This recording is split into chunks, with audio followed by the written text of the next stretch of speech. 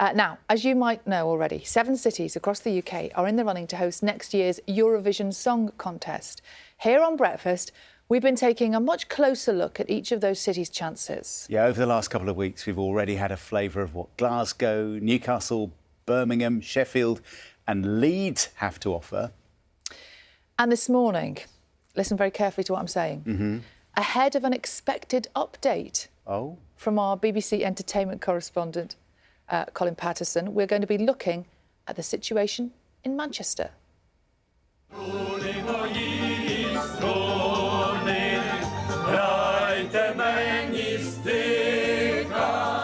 At Manchester's Ukrainian Cultural Centre, the choir is rehearsing. The city has the biggest Ukrainian population in the UK outside of London.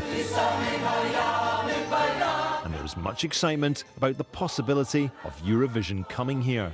I think that Manchester deserves to host the Eurovision contest because of the big community that's here, that's been here, and we've welcomed all the new refugees as well. Including Maria and Helena, who both arrived as refugees earlier this year. Singing has helped them settle. Music is a huge part of my life. I sang in Ukraine, I sing jazz. Here I feel at home, like returning. I will be happy if Eurovision will be in Manchester. It's great support for Ukraine. It's just telling about our problems.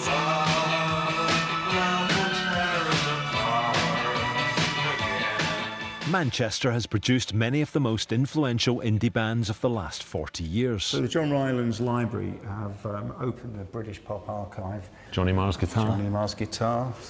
And music has played a crucial part in the city's post-industrial reinvention. I would go out tonight, but I haven't got a stitch to wear. Well, I think the Manchester of today owes a lot to the tradition of music that the city has produced.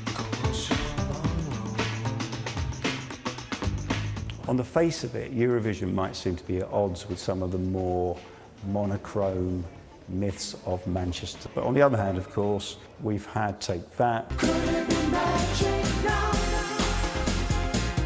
We've had Lisa Stansfield. It's a great tradition of commercial pop coming out of Manchester. If nothing else, that provides a very nice backdrop for Eurovision. I've got my silver disc, look. Back Stila Barrow. And one Manc almost won Eurovision. In 1972, Lynn Paul's group, The New Seekers, came second to Luxembourg. Walking on that stage and knowing that my mum and dad were in and, you know, my auntie and uncle, it was just... It was not frightening, no nerves. It was just a real big thrill to think that we were representing our country. You know, it was great. We thoroughly enjoyed it. Not quite so much when we got the scores. I always knew. And she is hopeful her home city will host. Manchester, we're all made of stern stuff, and we'll get there if we can, any way we can.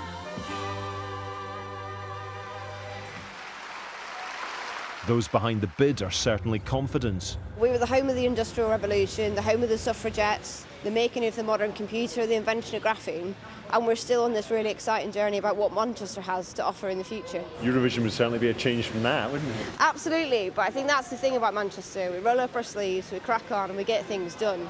But I think we're a fun city. And for Manchester's Eurovision fans, it would be a dream.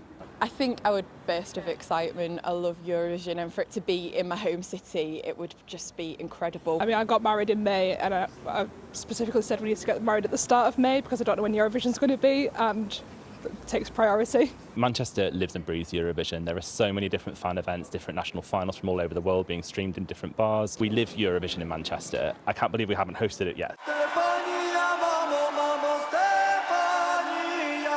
It's clear that Kalush Orchestra's Eurovision triumph is also a source of pride to Manchester's younger Ukrainians. I was actually wearing it when they came on stage. I was like, oh my God, look, hats!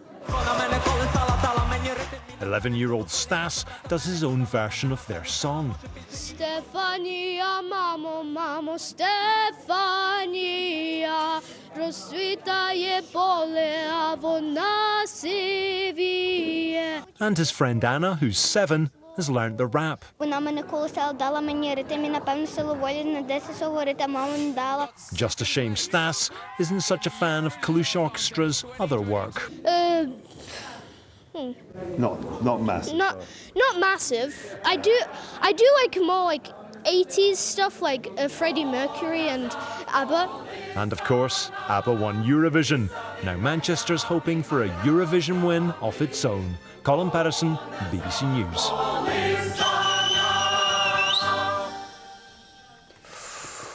Ooh, strong case put there. Very good pitch there from Manchester. Later on the programme, we will be heading to our final city in the running, Liverpool. Yeah. And then... And as we said earlier, later on today, we are expecting an update from the BBC. An update. What's that mean? Stand by your beds. Well, as soon as we know, you will know. Well, 7:30. Let's get the news, the travel and weather and